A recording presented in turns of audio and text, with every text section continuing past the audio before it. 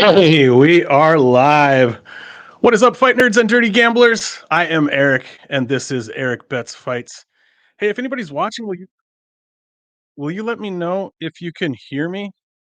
Something goofy was happening on my end here with my computer. I just got a new computer recently, and this is my first time live streaming with it, and something sounded goofy when I just set it up there. So yeah, if anybody's here, please let me know in the chat if you can hear me, if everything sounds okay.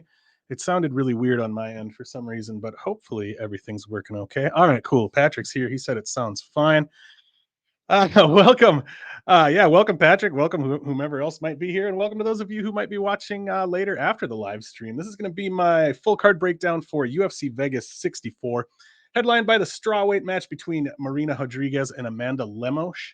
I usually don't do my full card breakdown as a live stream like this. So this will be interesting. And the funny thing is, I think the universe did this to me on purpose just to like test me so I can like prove to myself that I can do this without a crutch. Because I'm usually very reliant on my notes and I have my notes in front of me. But guess what I did yesterday, guys?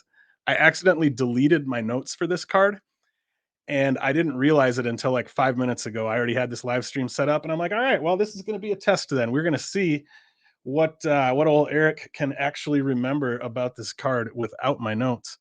And I also just realized I forgot to set up the screen sharing, but that only takes a second. Let me get this squared away here. Yeah. So yeah, we're gonna we're gonna do this without notes. It'll be interesting. Let's see if we can't. Sorry, gang. It's been a minute since I've done one of these, and I didn't get as prepared as I should have.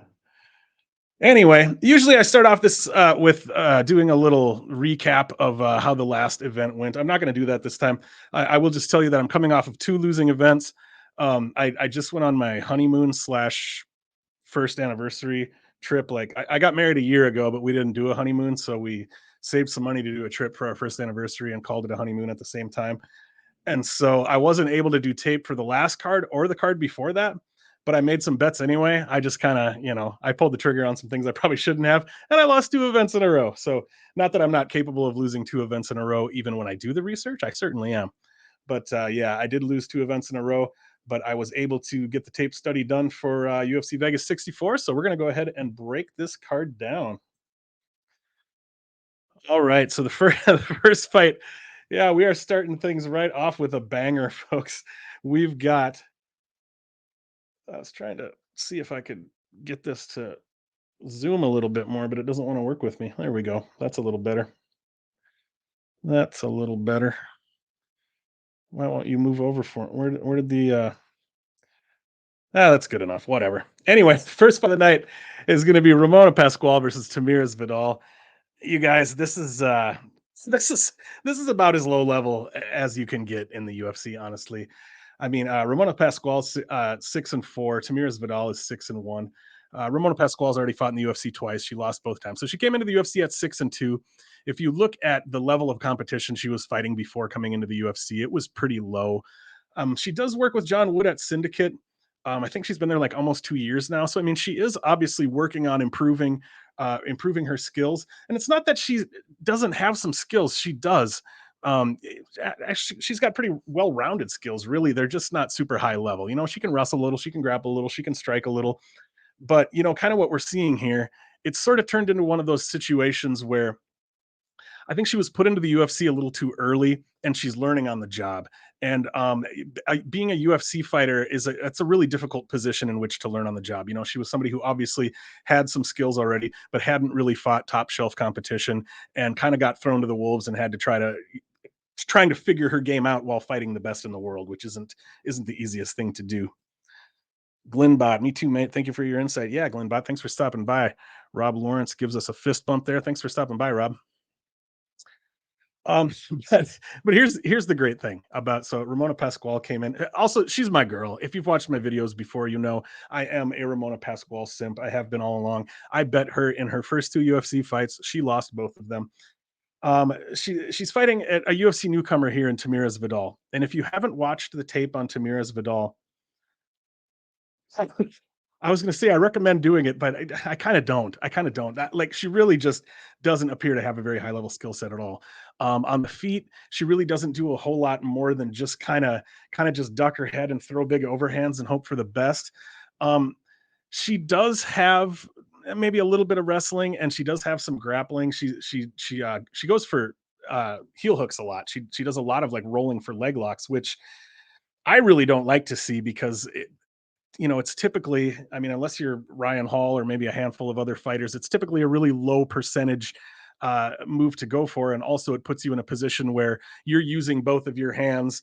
Both of your hands are occupied trying to get the person's leg, which makes it difficult for you to defend yourself when they start raining punches down on you. So, in the tape I watched on Tamira's Vidal, that's something she did a lot. She would even drop back from, which is something I hate to see fighters do when they're in an advantageous position on the ground, they're on top and they give that position up to drop back for a heel hook. She would even do that.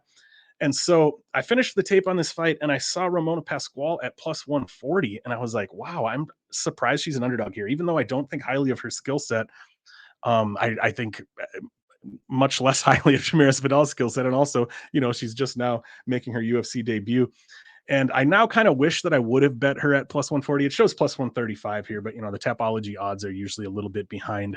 Um, Ramona's dropped to like more like plus 120, plus 115 range now, I think. But I really think she probably should be favored here, unless Tamira's Vidal comes in and shows me something that I didn't see in the tape. The only way I can really see Tamira's Vidal winning this fight is just if she goes for one of those Hail Mary leg locks and happens to get it, which I don't think is very likely. So I do like Ramona Pascual to win here, probably by decision.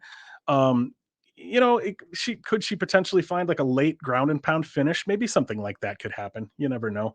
But I'm thinking probably a decision.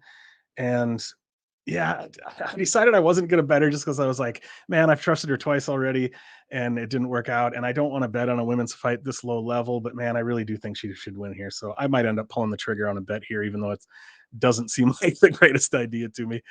Let's catch up with the chat a little bit. Glenbot says Ramona UFC fights have gone to decision, so I'm looking for the over 1.5. Yeah, for sure. Yeah, I think this fight definitely goes. I think it very likely goes to decision, and if it doesn't, I can't see it ending until pretty late in the fight, most likely.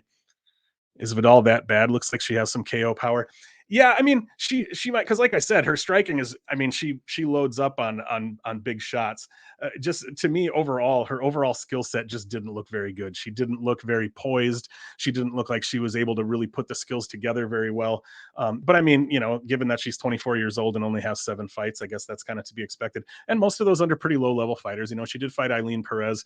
She has a win over her, but if you watch that fight, she didn't really. It's not like she really beat Eileen Perez. Eileen Perez just threw an illegal knee and was disqualified.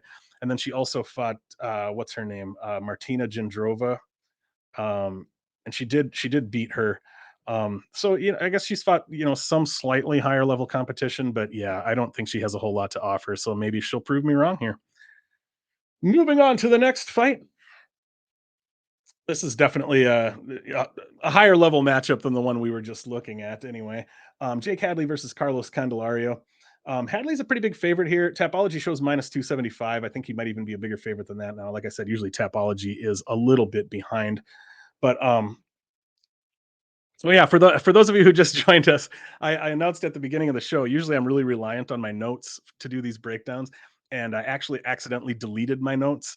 So not only is this the first time that I'm doing the full card breakdown as a live stream, it's also the first time I'm doing it without any notes. So we're just seeing what I actually remember about my tape study, which I have a terrible memory. Usually, I can watch tape and be like, yeah, I don't remember what I saw at all. But so we're relying on what I can remember here. But uh, as a general breakdown for this fight, Hadley's almost a 3-1 favorite here, which I do think Hadley should be favored, but I do think that feels wide. Um, to me, I think Hadley is a fighter who is maybe being a little bit overvalued, and at the same time Candelario is a fighter who's being a little bit undervalued, so I think the line probably should be a little bit closer. These guys have similar skills in some ways. I do think Hadley's skills are probably a little bit more higher level. I think Hadley's a better striker. I think Hadley's a better well, actually, I think Hadley's probably better everywhere. I just don't know by how much. You know what I mean? I don't know if he's as much better everywhere as he should be for me to like a minus 275 to like minus 290 type of price tag. But I do like Jake Hadley to probably win a decision here. You know, we've seen Carlos Candelario get taken down quite a bit. And Jake Hadley, he can wrestle. He doesn't always look to wrestle actively, but you know, he's very aggressive coming in with strikes. I think he'll have the upper hand on strikes here too. Candelario could potentially look to take down Hadley, but if he does, you know, I think Hadley will handle himself okay there. I think Hadley has pretty good top control. I expect that we see most of this fight playing out on the ground with Jake Hadley on top. Um, I see him probably winning a decision. Could he find a sub? Maybe. But Carlos Candelario, I mean, he fought Tatsuro Taira, didn't get submitted. You know, I mean, he's fought some high level grapplers and not been submitted. So I'm thinking he can probably last the 15 minutes with Hadley. But I kind of like Hadley by decision here. Glenbot says, I got you, man, on overs. Yeah, I've been betting a lot of overs lately. Over 1.5, 8 to 10, over 2.5, 7 and 10 of their last 5 fights. Yeah, good call. Yeah, I've been betting a lot of overs lately, and yeah, you can find good lines on those a lot of times. Especially, I've been doing it's kind of a lucrative MMA. James from Lucrative bets these a lot, and I've been kind of doing that too, is betting the over 1.5s in sloppy heavyweight fights. Which hey, we'll be getting to one of those a little bit later here, won't we? So yeah, I like Jake Hadley by decision here. Next up, this is a fight that frankly I've had a hard time getting a confident read on, so I don't know that I have a ton of insight for you here, but as far as a kind of an overarching general breakdown, you know, Johnny Munoz obviously is an excellent submission grappler, and Ludwig Sholinian is a pretty good wrestler. So I think as far as the grappling goes, Munoz is more dangerous with the submissions, but I think Sholinian has the better takedowns and probably the better top control, just the better wrestler overall. On the feet, to me, it feels pretty close on the feet. You know, neither guy is an excellent striker. They've both got a little bit of confidence with their striking. You know, neither of them looks terrible on the feet, but it isn't really where they butter their bread, so to speak. Um, and you know, after I did like right now, it shows Munoz minus 200 and Sholinian plus 165. Actually, I'm gonna pull up fight odds. Just one second here. Oops, fight odds.io. I meant to have this open too, guys. Sorry about that. I can actually get the proper odds here. So yeah, we can get okay. So Sholinian's out there as high as plus 203. I decided after I did the tape on this fight that, you know, I think he was around this 165 line or so after I finished the tape. And I was like, you know, I don't mind an underdog shot on Sholinian, but that number isn't quite where I want it to be.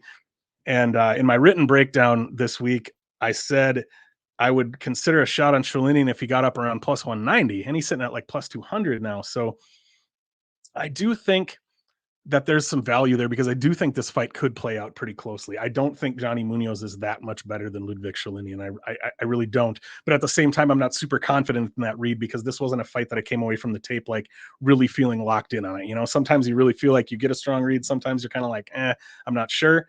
So my thought is that Sholinian probably is a good bet at plus 200, but I haven't pulled the trigger on that yet. So we'll see. We'll see. I might still have to do that.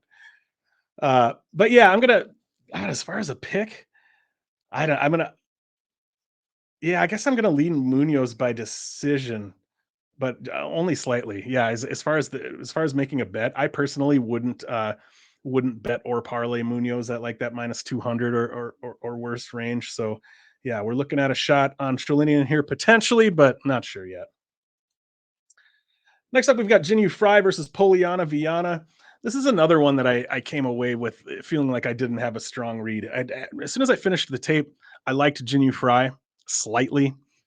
And you know, the more I kind of thought about it, and the more I sort of listened to some other breakdowns and heard just kind of some other approaches to this fight, I started to lean Poliana Viana a little bit. Where are the odds on this right now? I think Viana is favored a little bit. Yeah, Viana like minus 125, Jinyu Frey plus 122.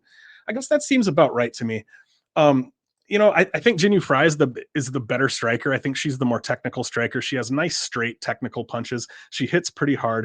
You know, Poliana Viana does have a striking game as well. She's a little bit more.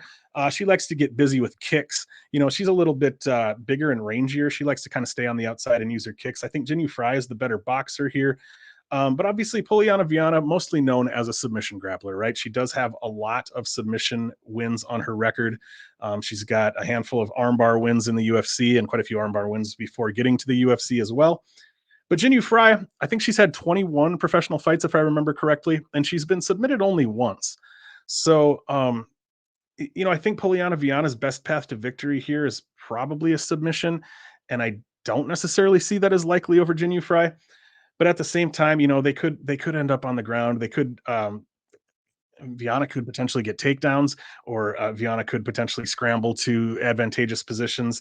Yeah, I just don't feel like I have a strong feel for how this fight's going to play out, so I'm staying away from it. But yeah, for those of you who are hanging out, if you've got any thoughts to share in the chat, I'm down to hear it, because this is one where I just don't feel like I have a strong read. Another thing to pay attention to here is that Poliana Viana is 30 years old. Jinyu Fry is 37. 37 is getting up there for a fighter, period. Obviously, if you're a heavyweight or light heavyweight, you can a lot of times fight well past 37. But anything below that, 37 is getting pretty old, and especially when you're down here at 115 pounds. At these smaller weight classes, your speed and your reaction time, your quickness, those are really, really important assets to have at these smaller weight classes. And those are the first things that start to go when you get a little older, right? So, and I haven't necessarily seen signs that Jinny Fry is slowing down, but sometimes these things can happen really quickly, right? Sometimes a fighter just kind of hits a wall. So we haven't seen, I don't think we have evidence that that's happening to Jinny Fry yet, but it's something that could happen. So the odds seem about right to me here, with Viana being favored a little bit, Jinny Fry being a little bit of a dog. This one's going to be another stay away from me. But I guess as far as a pick, um,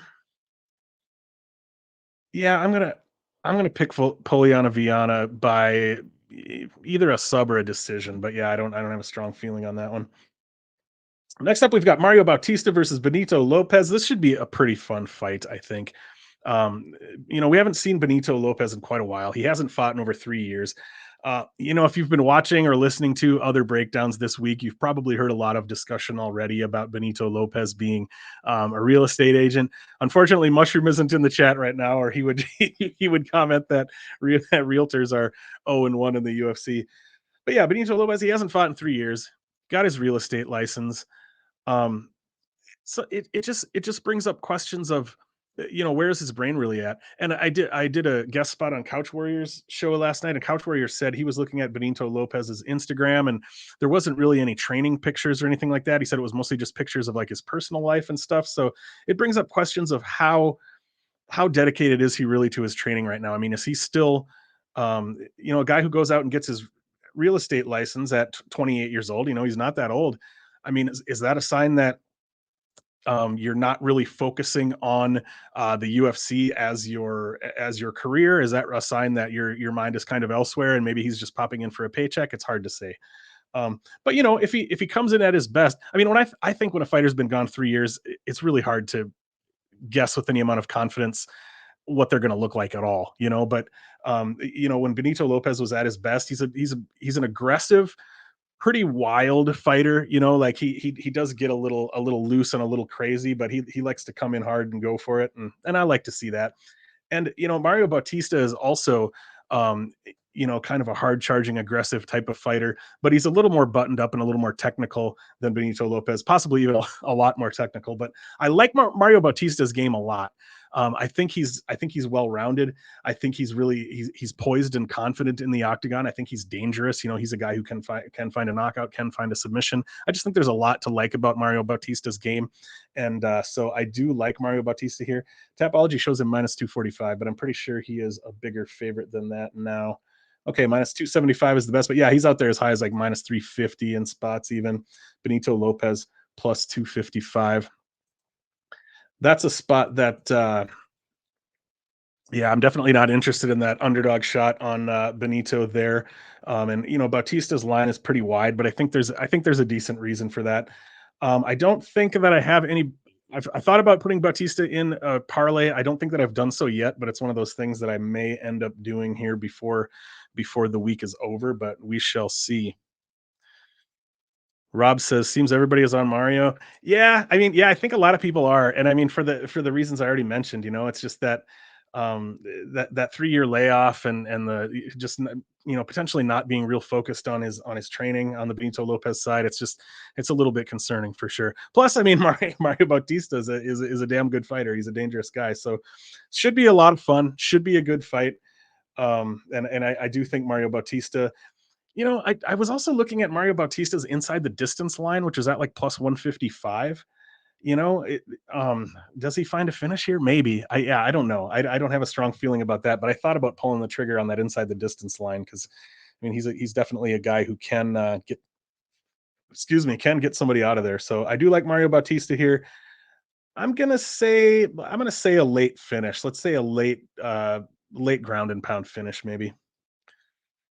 Next up, we've got Miranda Maverick versus Shanna Young. I'm not going to say a whole lot about this fight. This is a rematch of a fight that happened in Invicta back in 2019. This fight was booked once previously. Um, when they fought before, uh, Miranda Maverick won in like 2 minutes or something like that. She was able to ground Shanna Young and get her out of there. I think it was a rear naked choke, if I remember correctly. One thing I want to say about Miranda Maverick, I thought she looked really, really good her last time out. I really liked her performance against Sabina Mazo. And Sabina Mazo is not a super high level fighter, but I mean, you can argue that Shanna Young isn't either. But I just thought I saw signs in that Sabina Mazo fight that Miranda Maverick was really kind of getting everything to click together, right? Which is a great thing to see from a younger fighter. She's only 25 years old. A lot of times we see younger fighters, they've got skills, they can strike, they can wrestle, they can grapple, but that's different. Having those separate skills and being able to put them together into a MMA game that sort of holds together and can be consistently counted on to put together proper and well-rounded and consistent MMA performances. That's a hard thing to do, and I think we saw Miranda Maverick do that in the Sabina Mazo fight. She was using her lateral movement really well. She was using her strikes really well. She was using movement to keep Mazo from being able to like set her feet and get anything off. She was also mixing up her strikes, coming in and throwing like a two punch combo and then moving laterally or throwing a leg kick. I mean, she kept moving, kept her guessing, and was able to time her takedown really well. I thought it was a really nice, well-rounded performance. And if she can put together a performance like that here, I think she should be able to handle Shanna Young, perhaps even somewhat easily. I don't think highly of Shanna Young, as evidenced by the fact that when Shanna Young fought Gina Mazzani, not only did I bet on Gina Mazzani, but Gina Mazzani was my most confident pick of that whole card. I should know better. I know, and I didn't. And Shanna Young beat Gina Mazzani, so that was rough for me. But I see Shanna Young's got, she's got a decent stand-up game. She throws nice kicks from range and that sort of thing. She can grapple a little bit. She's got a decent skill set overall, but I think Miranda Maverick should be able to handle her here. However, the line on this fight, what do we got here? Minus 549 is the best Maverick can be had for. She's out there as high as minus 909 on this book. But yeah, she's more like minus 650 to minus 700 range. Come back on Shanna Young.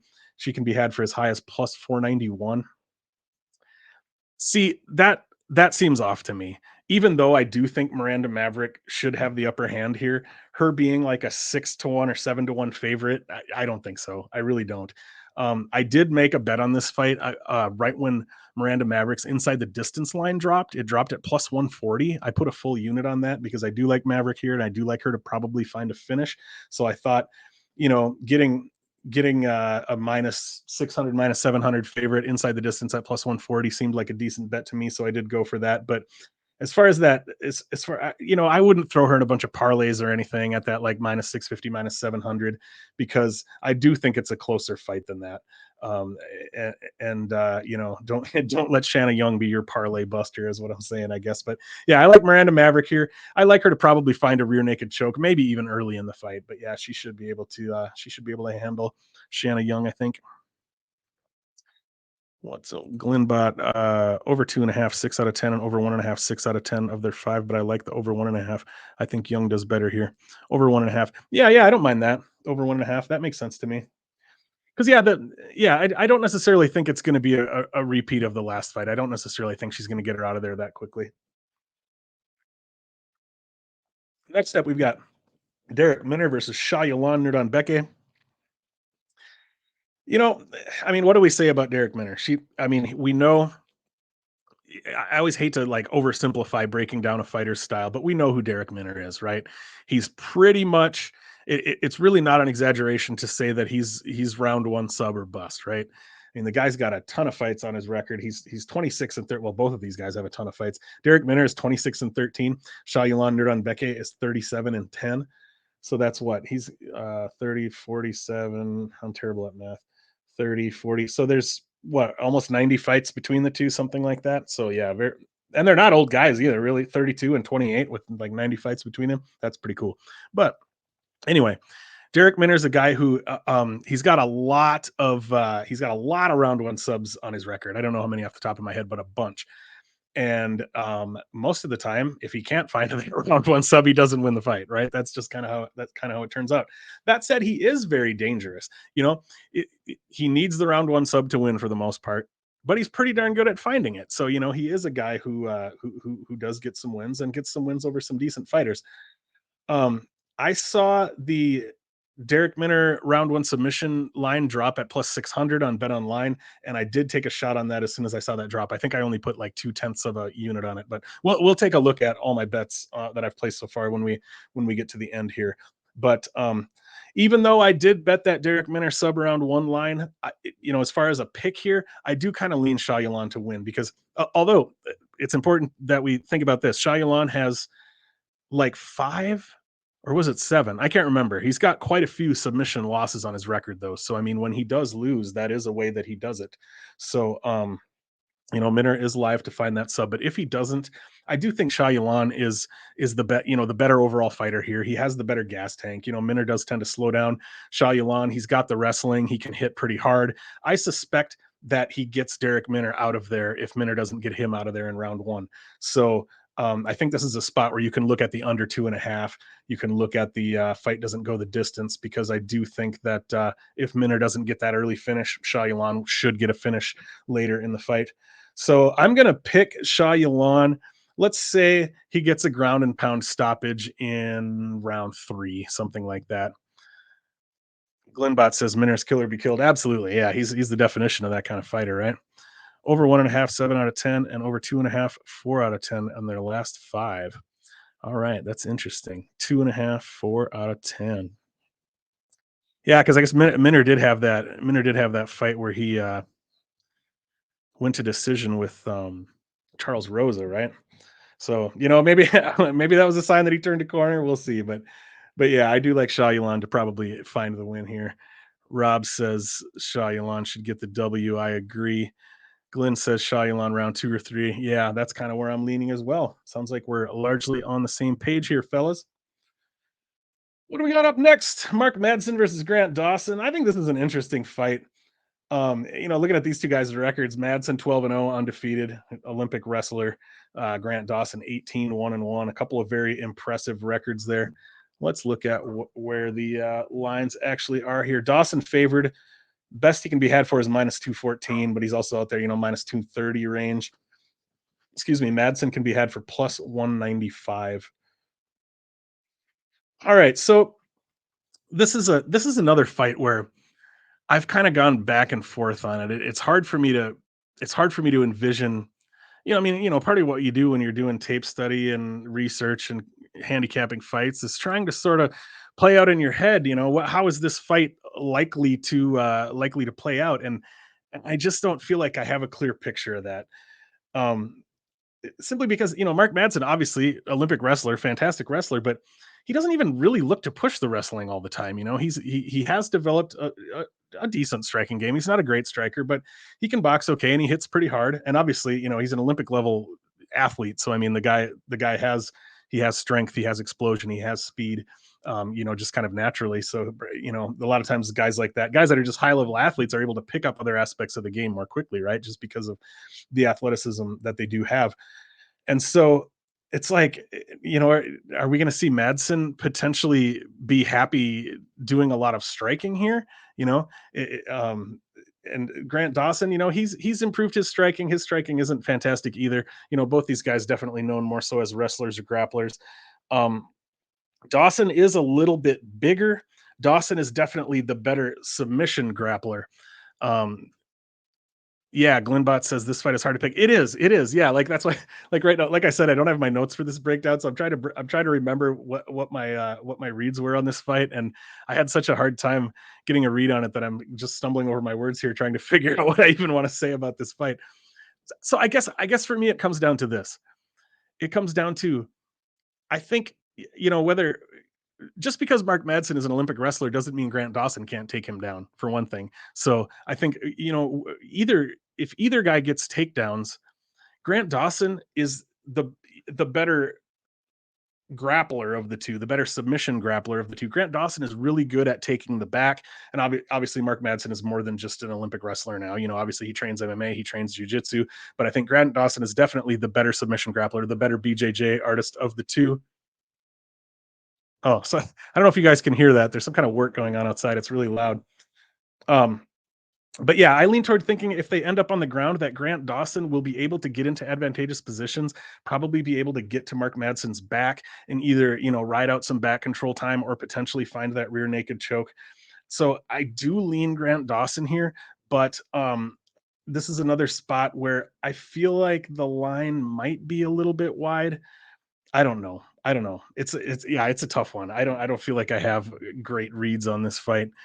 What did Glenbot figure out? Over 2.5 and over 1.5 are 7 out of 10 of their last five.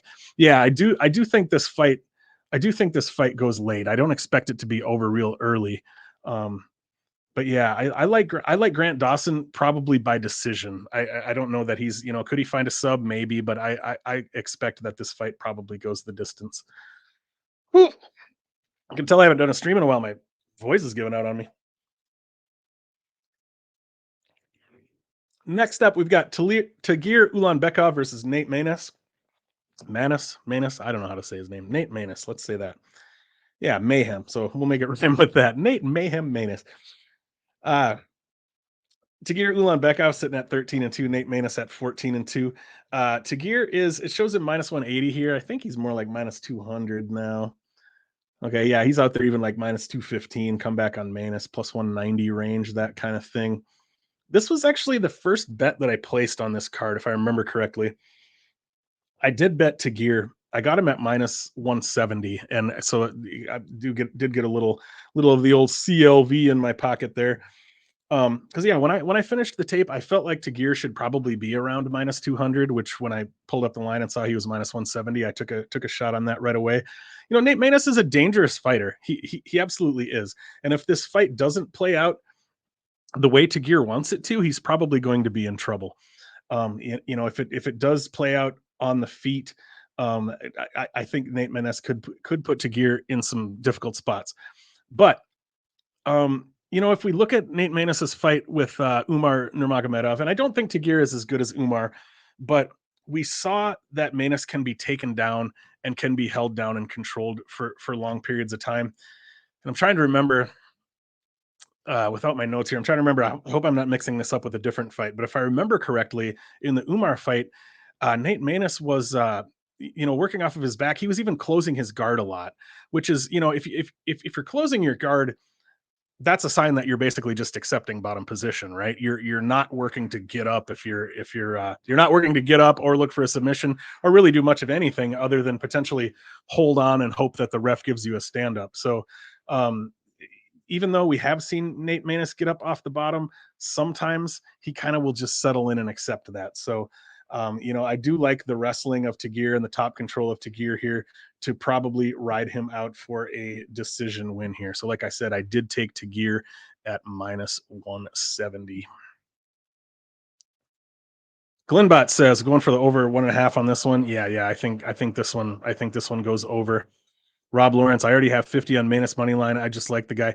Yeah, and I mean, he's a dangerous guy. I mean, this is like I said, this is a spot where even though I did bet Tagir here, this is a spot where if if things don't go Tagir's way, it's going to be problematic. So yeah, like even though I bet him, I'm not like, oh yeah, he's a lock or anything like that. Like it could absolutely get ugly for him. But I like Tagir here, probably by decision. Next up, we're looking at Josh Parisian versus Chase Sherman, the People's Main event. And this isn't just the people's main event of this card. This is the people's main event of 2022. Am I right? Unless it was already Chase Sherman versus Vandera, but what's the difference, right? Like I said in my write up on the Never Hedge newsletter this week, have you ever seen Josh Parisian and Jared Vandera in the same room? Of course not. Yeah, yeah. There's all. It seems like at any given time, there's a couple like kind of schlubby heavyweights. I'm allowed to call them schlubby because I'm schlubby myself. But at any given time, there's always a couple schlubby heavyweights that I mix up in my brain that just seem like kind of the same guy to me. Um, but yeah, this fight, I think Chase Sherman is a small favorite now.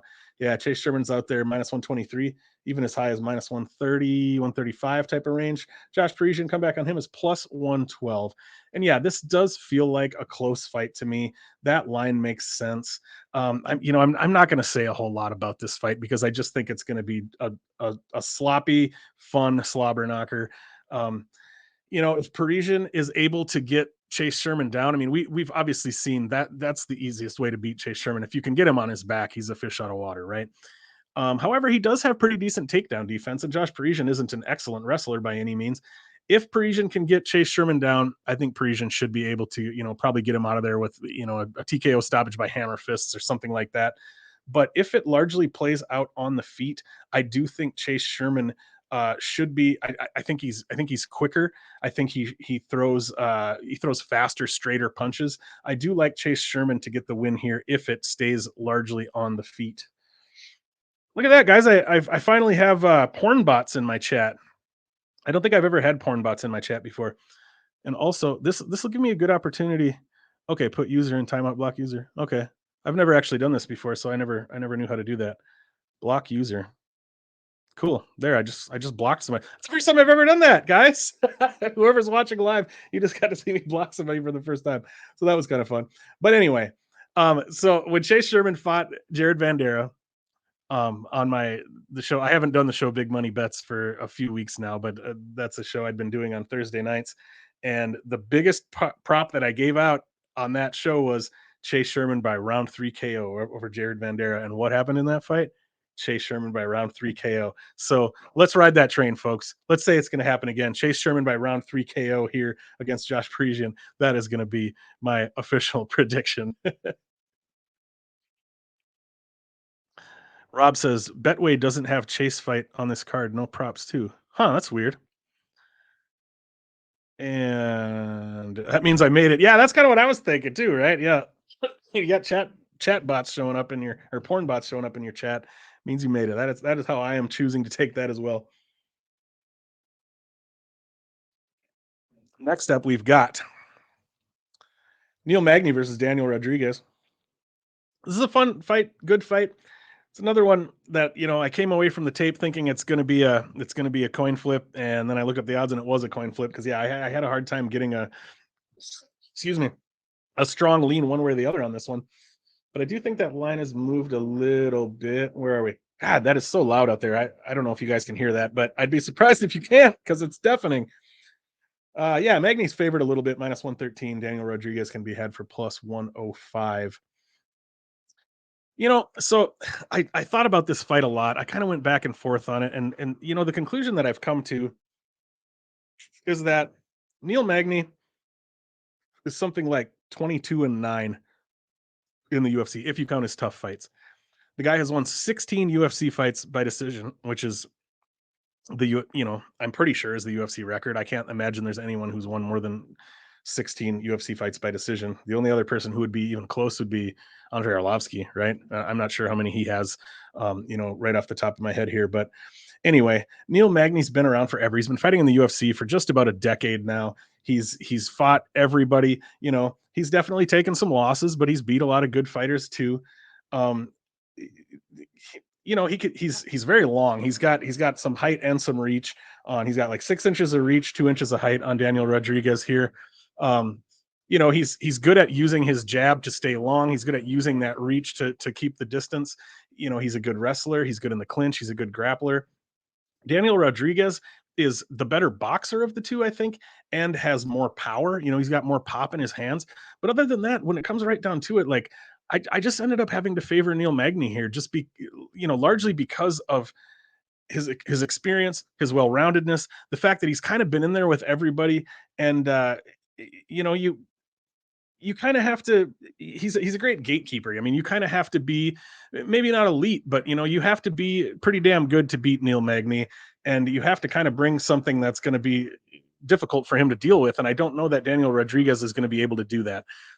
I think the key for Daniel Rodriguez here is going to be to use his power. I think he needs to hurt Magny, right? I think he needs to hurt him. I think he needs to put a little bit of fear in him. You know, Magny's going to be, you know, trying to be aggressive, trying to move forward. I think Rodriguez needs to drop him, you know, sit him down, get him thinking about that power a little bit so that he's a little bit tentative and not as willing to come forward and make his game work for him. And if Rodriguez is able to do that, you know, he might be able to pull it off. But I do lean Magny here, not real confidently. But and of course the first thing I wanted to see, because Magny has won so many decisions, is I was like, well, I want to see what his decision prop looks like. But you know, the bookies are pretty wise to that because his decision prop is at only like plus 120 or something. So I ended up staying away from this fight. What did Glenbot say here? Most confident play over 1.5, 9 out of 10, and over 2.5, 8 out of the 10. Yeah. I think that's a good call. I have Magny, but D-Rod is tough. Yeah, for sure. Yeah, and you know the line's really close, and I think it makes sense. I think it could be a fight that plays out really closely. Oh, Glenbot says use the over 1.5 to boost your sub even plays. Yeah, good call. Good call. All right. Just a few fights, or no, one fight. Yeah, that was, I forgot that was a co-main event already. Only one fight left. That brings us to Marina Rodriguez versus Amanda Lemos. Should be a pretty cool fight. A couple of hard-hitting strawweights here. A couple of good Muay Thai fighters. You know, I think most of this fight's just going to look like a Muay Thai match, and I am not complaining because that should be pretty fun to watch. You know, obviously a couple of high-level fighters here. Look at those records: 16-1-2 for Rodriguez, 12-2-1 for Amanda Lemos. Yeah, Rodriguez is a pretty big favorite here, minus 210. I think that's actually still pretty accurate. Yeah, minus 215. Come back on Lemos plus 189. Um, you know, it's a 5-round fight. If I'm not mistaken, Lemos has never gone. So I guess yeah, her fight with Jessica Andrade would have been a main event, right? But you know that fight was over in the first round. So yeah, I don't believe Lemos has ever gone, you know, late into the championship rounds, at least not at the UFC level. And you know, the story on Lemos is that she does tend to slow down a little bit. We you know, we don't see her necessarily like death gas, but she slows down a little bit and she becomes less technical. You know, her she starts kind of looping her shots a little more. She gets a little looser. She gets a little just a little less tight and a little less technical with her striking, I think, and probably you know a little less powerful as well. But you know, I think Lemos is. I think Rodriguez is the better technical Muay Thai striker here. I think Rodriguez is the better kickboxer, but Lemos brings a little more danger, I think, and Lemos might be the better grappler of the two. But you know, I'm not sure about that either. I don't feel real confident on that one. But um, so Lemos is good. You know, I think Lemos will be dangerous early. You know, she brings that power, but that power does start to fade, especially as we get into, you know, like the third round, that kind of thing. So I think personally, if you like Lemos, I think you got a better inside the distance. You know, I personally wouldn't pick, you know, because I mean she's live for a KO or for a sub. You know, as we saw in her last fight, she can find submissions. So, you know, I really don't see Lemos being able to win a 5-round decision over Marina Rodriguez here. That seems very unlikely to me. So if you're going to bet Lemos, I would say look at her inside the distance prop. Um, but I do favor Rodriguez here. You know, I do favor that, you know, as the fight goes on, you know, assuming Lemos isn't able to finish her in the first couple rounds, which I don't think she will, but it's certainly possible. I think Rodriguez is going to be able to take over as the fight goes on. And this is a spot. Couch Warrior brought this up. I don't have access to a book that has this bet, but you know, those like 3-4-5 decision or like 4-5 decision type of bets. If you have access to Marina Rodriguez in round 3-4-5 or decision or 4-5 decision, that's one I would potentially look at taking because I think the most likely outcome for this fight is Marina Rodriguez by a late finish or by decision. Officially, I'm going to go with Rodriguez by decision, but it will be interesting. You know, if that happens, it will be interesting to see what Amanda Lemos looks like as we get to you know, rounds 4 and 5. What did Glenbot have to say here? Amanda KO or let me go Lambo Martina round 4 or 5 props. Yeah. Yeah. I think yeah. If Amanda wins here, it's going to be inside the distance, and then yeah, that 4-5 prop for Martina, I think, is a great call. That is a bet I would be making if I had access to it, but I'm in Nevada, so I can't use FanDuel or DraftKings. But anyway, that's the whole card there, gang. My voice is given out already, but let's take a look at. Before we go, I was going to take a peek at the bets that I've placed so far. Here, let me see if I can blow that up for you a little bit. There, that's not too bad. So the bets that I've placed so far, I've got that. Oh, I guess it was 170. I thought I got Tagir at 170, but it's 175. Fair enough. I got Tagir at minus 175 to win 1 unit. That's the only money line bet I've placed so far. I did parlay Marina Rodriguez and Jake Hadley for 1 unit at plus 106. I got Maverick inside the distance 1 unit at plus 140.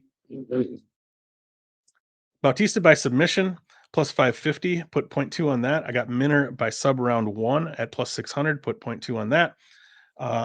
Parisian versus Sherman over 1.5. I put 1 unit at minus 160.